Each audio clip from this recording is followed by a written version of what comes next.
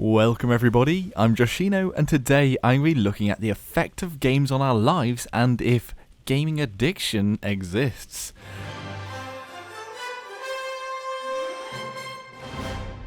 Basically, I was asked by a friend as the go-to nerd to help them out with their university research. I'm not exactly sure whether they need lots of data, but at the very least it would be interesting to see everyone else's individual experiences and opinions on the matter, and I thought it'd make a decent discussion.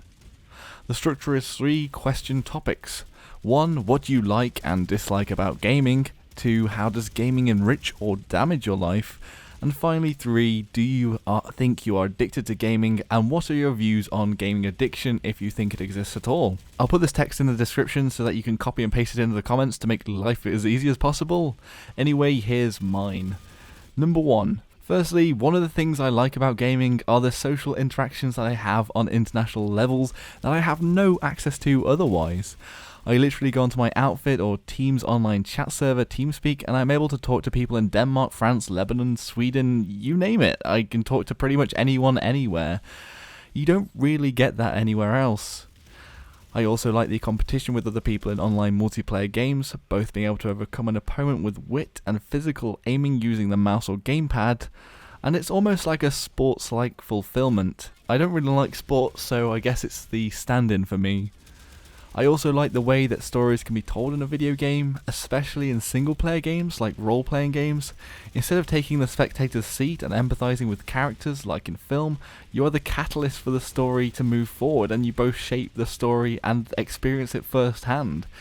The immersion gets better as games become more believable graphics-wise, and we'll see a step forward with the advent of virtual reality, so I just love immersing myself in the experience and having a story told in a way that you are the actor in the story. It's just a great experience.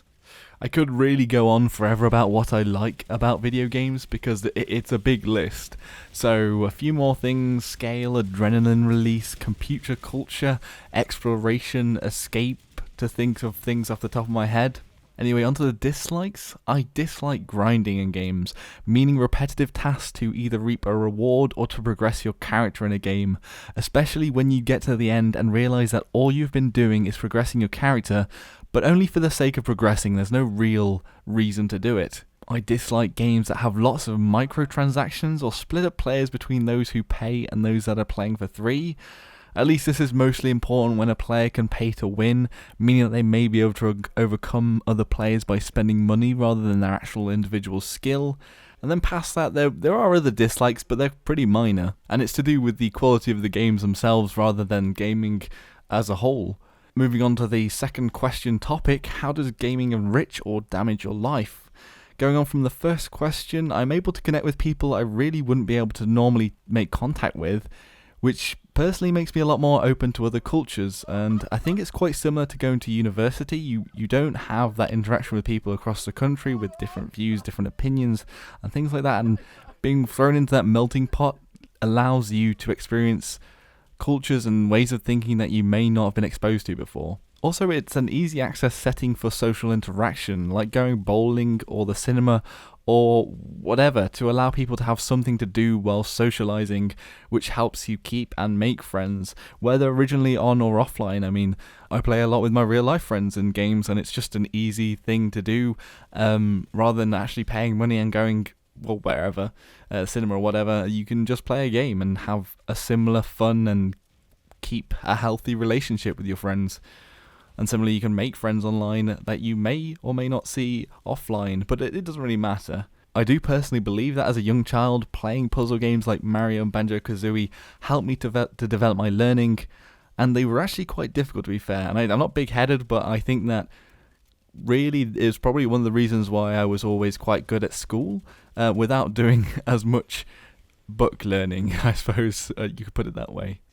And like film and music, games are just an avenue of entertainment, and as such go some way to releasing some endorphins in my brain and increasing my happiness levels, just like any other form of entertainment. I think the escape factor of video games has allowed me to take my mind off the real world at times and stop me from skewing towards depressive tendencies. mainly because I think it keeps you active, and that's quite important in combating depression. And also, most games give you a sense of achievement, whether it's completing a puzzle or beating another player. It also allows me to release adrenaline and any pent-up aggression I have in real life. You could really get a lot out of your system as you play, especially in online multiplayer games, although I hope it's not verbal to other players.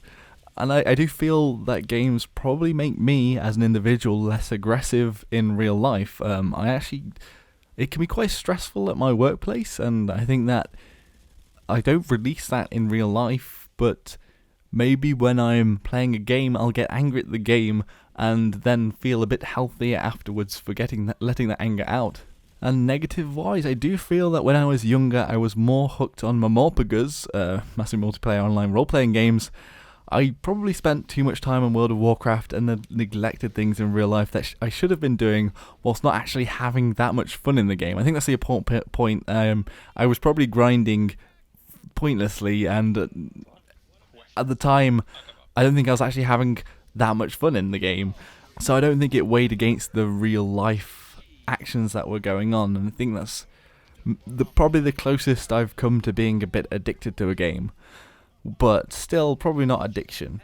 My health probably suffers from video games. As I sit down a lot, I probably put on weight more easily, get a bit more chunky, and do less exercise in general.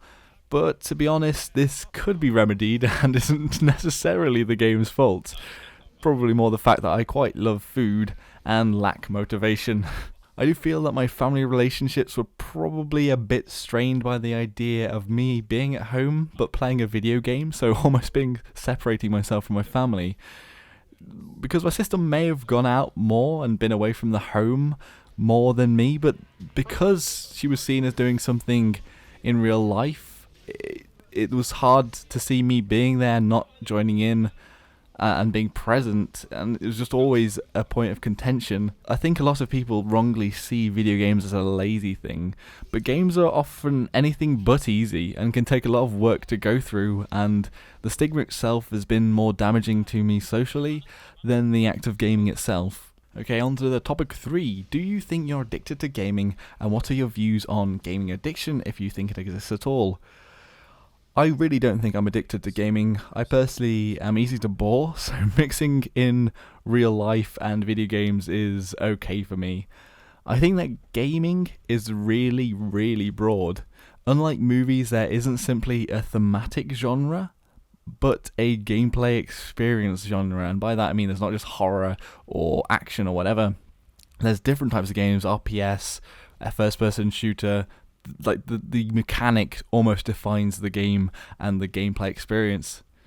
For example, I'd probably be pretty hard pressed to see how a real-time strategy game that you pay the full amount for could be addictive, apart from if it's a really good game and people enjoy it, but then it's not really addiction because anybody can enjoy something a lot and then not be addicted to it. Any more than chess is addictive, I suppose. However, there are these new click games which basically never end, and all you do is level up your characters whilst clicking to slay monsters, and I can see how the perpetual leveling mindlessly could be considered closer to addiction. Another aspect to consider is the profit system of a game can dictate how addictive it attempts to be.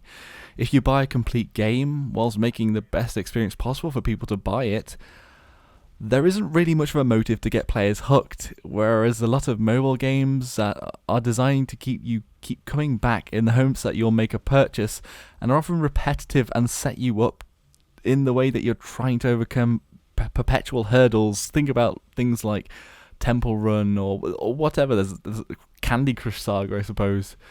All of these free-to-play mobile games, and games that have subscription bases like Mamorpagas again, where they have a monthly subscription, they often want to keep players coming back, so they'll have to try and hook them in somehow. Really, I find it difficult to see the argument that people are playing a lot of games necessarily means they are addicted, even for example if they forget to eat. If we didn't distinguish between cyber and meat space, people can also forget to eat if they're having a lot of fun or occupied with work or whatever. It doesn't necessarily mean somebody's addicted to something. But games that are trying to make players perpetually come back, play and even spend money are closer to getting gamers addicted. but I don't actually think I know anybody that's addicted to games the way that people are addicted to gambling and things like that. So anyway, what does everyone else think? If you want to put your comments, it'd be really helpful if you put it in the format in the description and comment below. Thanks everybody. Be sure to like, comment, subscribe if you enjoyed the video. Until next time everybody, Joshino.